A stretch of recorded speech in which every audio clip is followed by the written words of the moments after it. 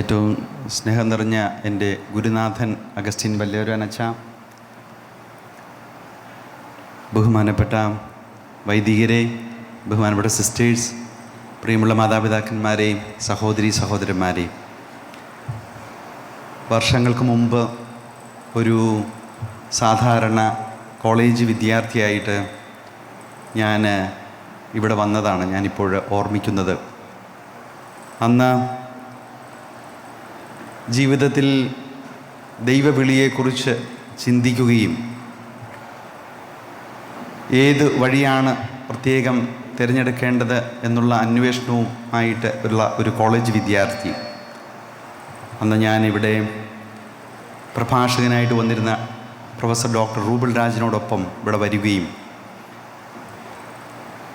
ആദരണീയനായ അഗസ്റ്റിൻ വല്ലൂരാനച്ചനോട് അനുഗ്രഹവും പ്രാർത്ഥനയും മാർഗനിർദ്ദേശവുമൊക്കെ ചോദിച്ച് ഞാനിപ്പോൾ പ്രത്യേകമായിട്ട് ഓർമ്മിക്കുകയാണ്.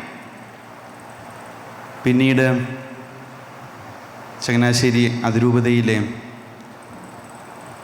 മൈനർ സെമിനാരിയിൽ അവിടുത്തെ രൂപീകരണ കാലഘട്ടത്തിന് ശേഷം Aluva Mangalapuzha Saint Joseph Pontifical സെമിനാരിയിൽ 2 വർഷക്കാലം 97 മുതൽ 99 വരെ. ആ കാലഘട്ടത്തിൽ വീണ്ടും ഞങ്ങളുടെ പ്രിയപ്പെട്ട അധ്യാപകനായി, ഫിലോസഫി അധ്യാപകനായിട്ട് ബഹുമാനപ്പെട്ട അഗസ്റ്റിൻ വല്ലൂരാനച്ചൻ ഉണ്ടായിരുന്നു.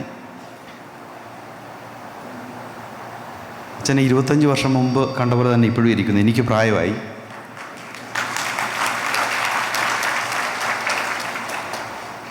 എനിക്ക് തോന്നുന്ന പരിശുദ്ധാത്മാവിൻ്റെ പ്രത്യേക കൃപയാണെന്ന് തോന്നുന്നു. എത്രയോ ആകർഷകമായ രീതിയിൽ ഫിലോസഫിയുടെ പാഠങ്ങൾ ഞങ്ങൾക്ക് പകർന്നു തന്ന, അവിസ്മരണീയമായ രീതിയിൽ ഇപ്പോഴും അച്ഛൻ പറഞ്ഞ ആശയങ്ങൾ ഓർമ്മിക്കത്തക്ക വണ്ണം അത്ര അവഗാഹവും അതുപോലെ തന്നെ അവതരണ ശൈലി കൊണ്ട് എല്ലാവരുടെയും ഹൃദയങ്ങൾ കവരുകയും ചെയ്യുന്ന അച്ഛൻ്റെ അടുത്ത് വീണ്ടും വരുവാൻ, ഈ പരിപാവനമായ സ്ഥലത്ത് ഇവിടെ വന്ന് നിങ്ങളുടെയൊക്കെ പ്രാർത്ഥനകളും ആശംസകളും സ്വീകരിക്കുവാനായിട്ട് ലഭിച്ച ഈ ഒരു അവസരം വലിയൊരു ദൈവാനുഗ്രഹമായിട്ട് ഞാൻ കാണുന്നു. ഇത് പരിശുദ്ധാത്മാവിനാൽ പ്രത്യേകമായിട്ട് അഭിഷേകം ചെയ്യപ്പെട്ട ഒരു സ്ഥലമാണ്. പരിശുദ്ധ പിതാവ് ഫ്രാൻസിസ് മാർപ്പാപ്പയുടെ വിദേശയാത്രകൾ, ഇറ്റലിക്ക് പുറത്തേക്കുള്ള വിദേശയാത്രകൾ കോർഡിനേറ്റ് ചെയ്യുക, അതിൻ്റെ ഉത്തരവാദിത്തമാണ് എനിക്ക് ഉള്ളത്. ഓരോ യാത്രയിലും പത്രോസിൻ്റെ, വിശുദ്ധ പത്രോസിൻ്റെ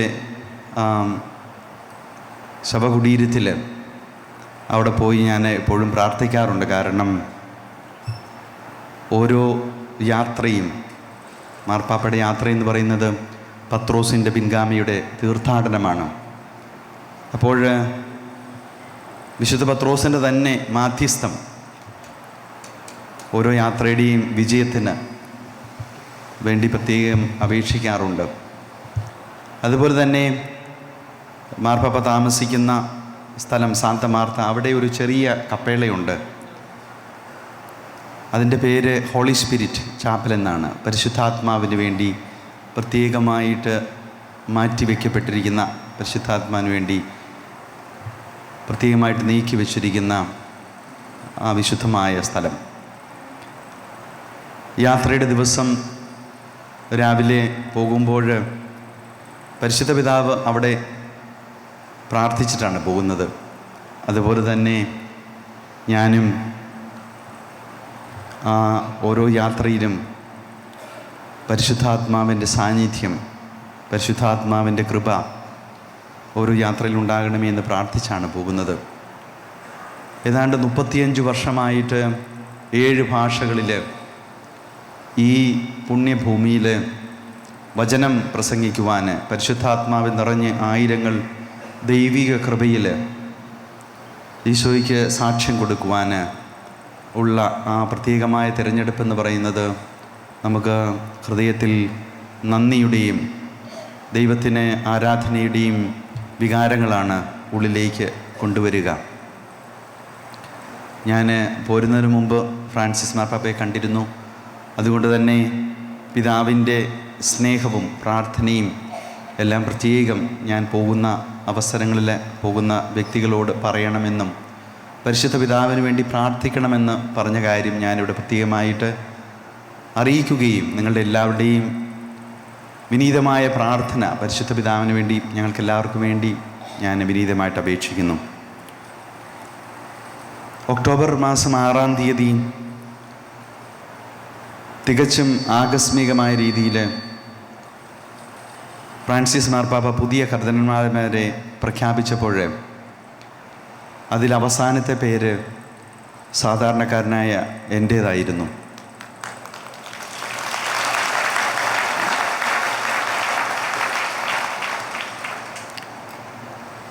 ഞാൻ വിശ്വസിക്കുന്നത്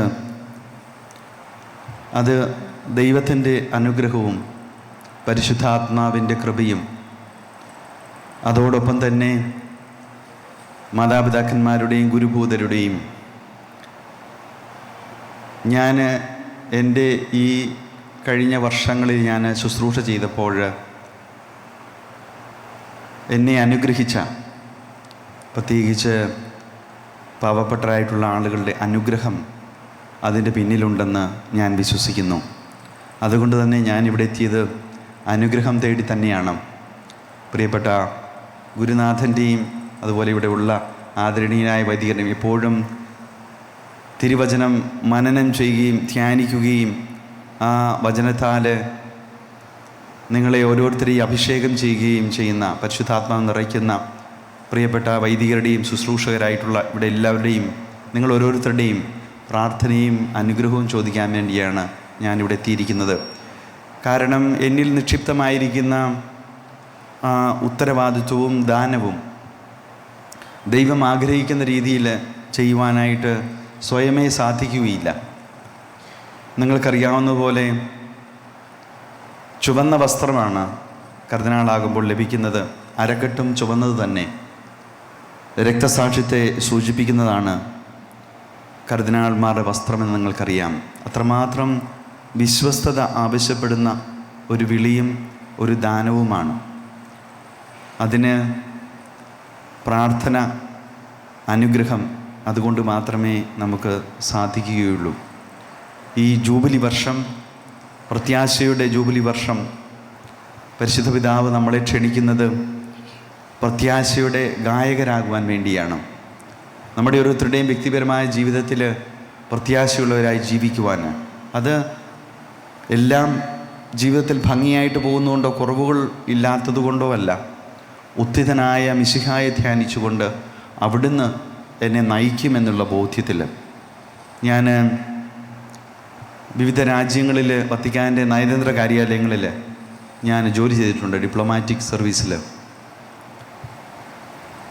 ഈ രാജ്യങ്ങളിൽ ജോലി ചെയ്ത അവസരങ്ങളിൽ ഈശോയ്ക്ക് വേണ്ടി എല്ലാം നഷ്ടപ്പെട്ട ആളുകളെ ഞാൻ കണ്ടിട്ടുണ്ട്. ഈശോയുടെ നാമം പേറുന്നതിൻ്റെ പേരിൽ സ്വന്തം നാടും സ്വന്തം വീടും സ്വന്തം രാജ്യവും വിട്ട് പലായനം ചെയ്യേണ്ടി വന്ന വ്യക്തികളെ ഞാൻ ഓർമ്മിക്കുന്നുണ്ട്.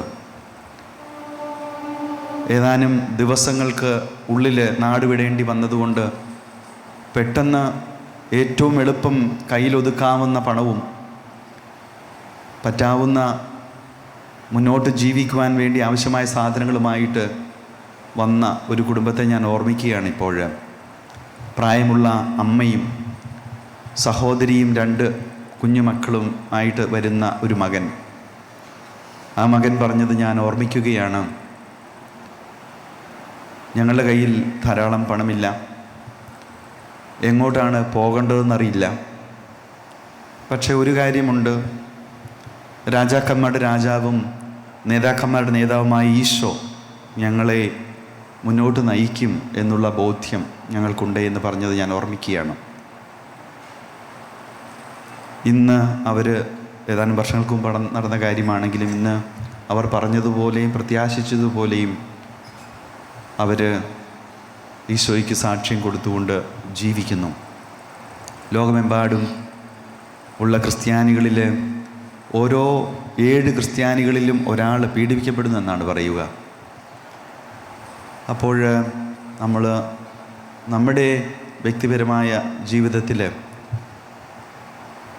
വേദനിക്കുന്നവരും പീഡിപ്പിക്കപ്പെടുന്നവരുമായിട്ടുള്ള ആളുകളെ നമ്മുടെ പ്രാർത്ഥനയിൽ നമുക്ക് പ്രത്യേകം ഉൾച്ചേർക്കാം, അവർക്ക് വേണ്ടി പ്രാർത്ഥിക്കുകയും അതേസമയം തന്നെ നമ്മുടെ ജീവിതത്തിൽ പറ്റാവുന്ന രീതിയിലെല്ലാം പരിശുദ്ധാത്മാവ് നിറഞ്ഞ് പ്രത്യാശ കൊടുക്കുന്നവരായിട്ട് നമ്മുടെ സംസാരം കൊണ്ടും നമ്മുടെ പെരുമാറ്റം കൊണ്ടും നമ്മുടെ സാന്നിധ്യം കൊണ്ടുമൊക്കെ എല്ലാവർക്കും പ്രത്യാശ കൊടുക്കുന്നവരായി മാറുവാനായിട്ട് നമുക്ക് സാധിക്കട്ടെ. ഇവിടെ ഒരു വ്യക്തിപരമായിട്ടുള്ള ഒരു ബഹുമാനമല്ല ഇതാ എന്ന് എനിക്കറിയാം. ഞാനെന്ന വ്യക്തിയെയല്ല, മാർപ്പാപ്പയുടെ തീരുമാനത്തെയും സഭയോടുള്ള സ്നേഹത്തെയും ദൈവത്തിൻ്റെ സഭയോടുള്ള ആരാധനയുടെയും കൃപയുടെയും ഒക്കെ ഉള്ളിൽ നിന്ന്, നിങ്ങളുടെയൊക്കെ ഉള്ളിൽ നിന്ന് വരുന്ന ആ നല്ല വികാരങ്ങളാണ് ഇപ്രകാരം ഒരു അവസരമൊരുക്കിയതെന്ന് എനിക്ക് ബോധ്യമുണ്ട്. സഭയുടെ ഉത്കർഷത്തിന് വേണ്ടിയും പരിശുദ്ധ പിതാവിൻ്റെ എല്ലാ ശുശ്രൂഷകളും ഏറ്റവും ദൈവാനുഗ്രഹപ്രദമാകുവാൻ വേണ്ടി പ്രത്യേകമായിട്ട് പ്രാർത്ഥിക്കുകയും ദൈവം നിങ്ങളെല്ലാവരെയും സമർത്ഥമായി അനുഗ്രഹിക്കട്ടെ എന്ന് ഞാൻ പ്രാർത്ഥിക്കുന്നു. നമ്മുടെ കർത്താവ് ഈശോ മിശിഹായുടെ കൃപയും പിതാവായ ദൈവത്തിൻ്റെ സ്നേഹവും പരിശുദ്ധാത്മാവിൻ്റെ സഹവാസവും നാം എല്ലാവരും കൂടെ ഉണ്ടായിരിക്കട്ടെ, ഇപ്പോഴും എപ്പോഴും എന്നേക്കും. ആമേൻ.